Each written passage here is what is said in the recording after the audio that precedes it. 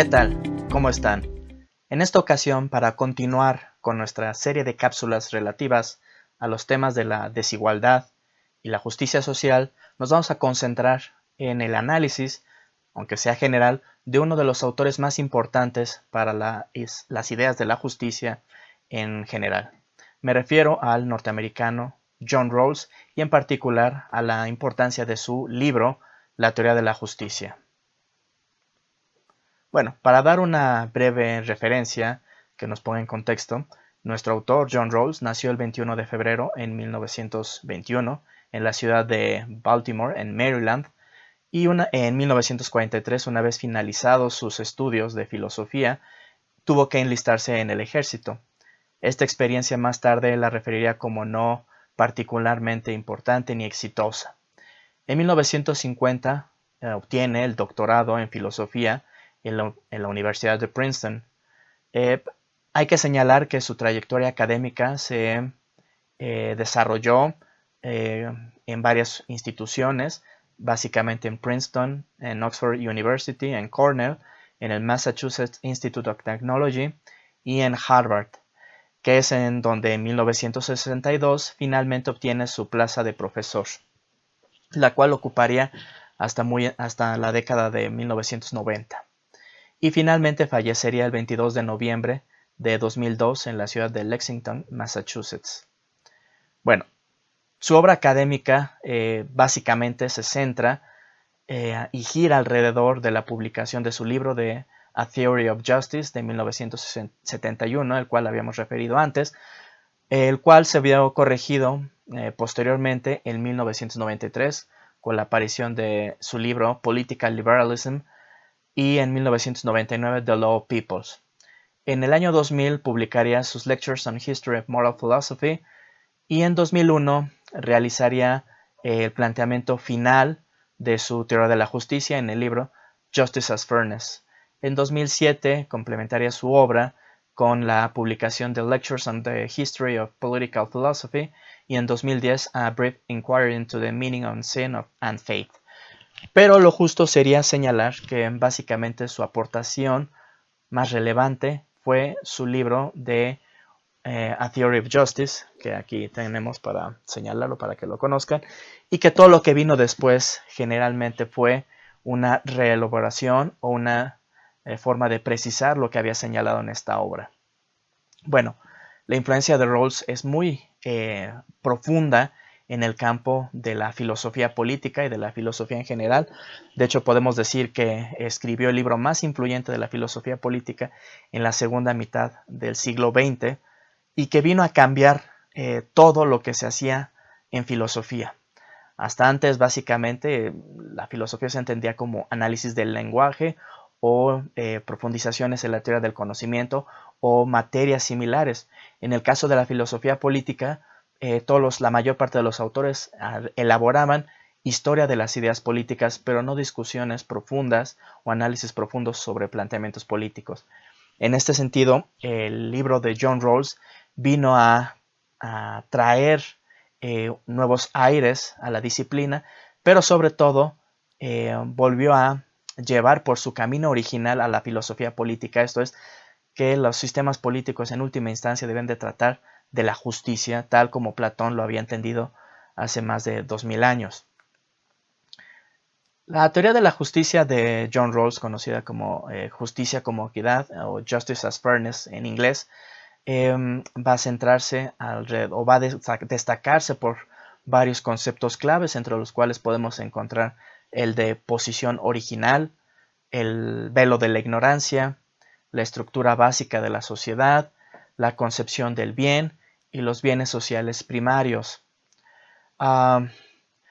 Lo que es importante retener en este caso de la teoría de la justicia es que justamente nos dice el mismo John Rawls en su libro, muy al principio, que la justicia es la primera virtud de las instituciones,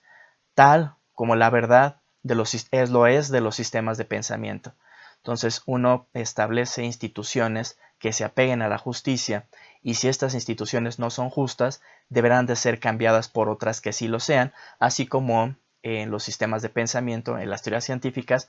las teorías que no pasan el test de la cientificidad o de la veracidad son sustituidas por otras que sí lo sean.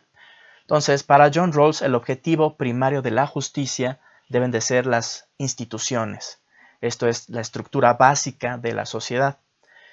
Y para ello, su teoría se caracteriza principalmente por la recuperación del enfoque contractualista que nosotros conocemos principalmente por autores como Thomas Hobbes o Jean-Jacques Rousseau o el mismo John Locke o en este caso Kant. Sin embargo, a diferencia de estos autores básicos, sobre todo en el caso de Thomas Hobbes, John Locke y Rousseau, su enfoque no está preocupado por el origen o la legitimidad del Estado, sino en encontrar cuáles son estos principios de justicia que habrían de regir a las relaciones sociales entre los humanos. Esto es, buscar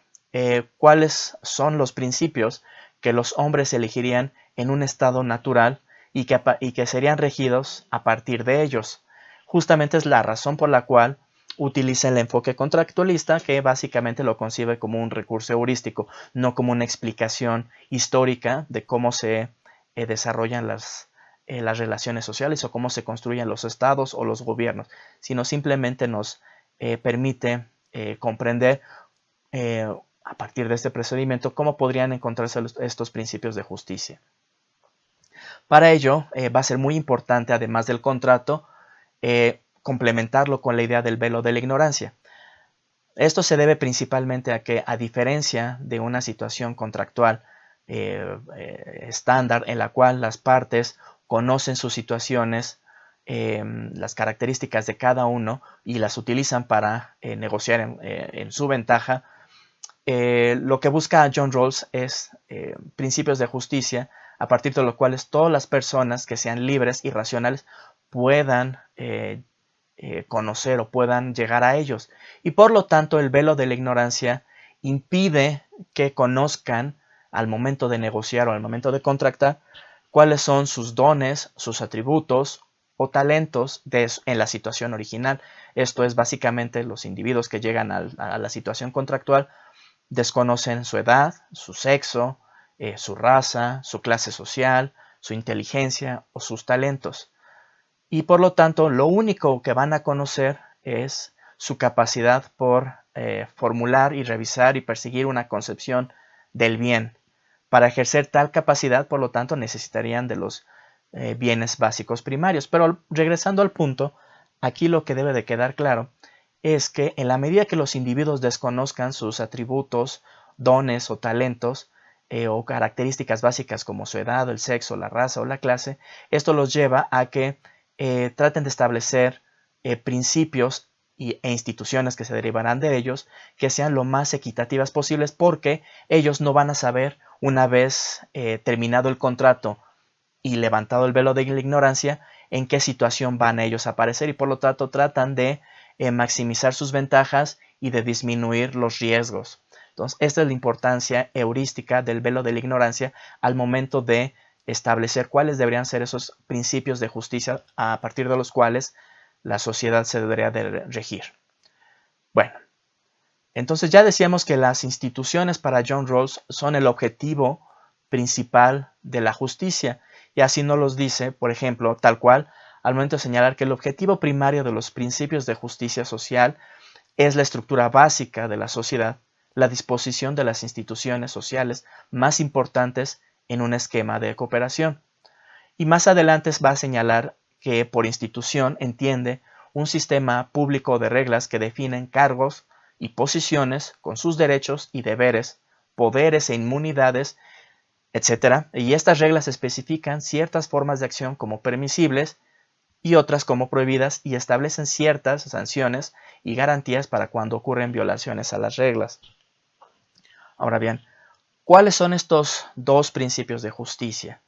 Bueno, el primero señala, en términos generales, más allá de que a lo largo de su libro los va a reformular y también a lo largo de los libros posteriores, pero el primero básicamente puede señalarse de la siguiente forma: que cada persona ha de tener un derecho igual al esquema más extenso de libertades básicas que sea compatible con un esquema semejante de libertades para los demás.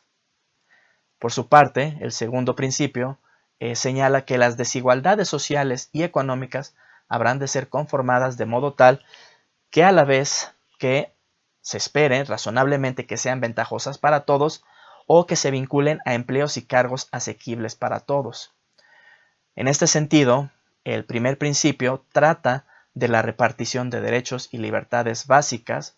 y tiene como criterio la igualdad absoluta, esto es, que todos los derechos y libertades básicas deben de ser repartidas por igual.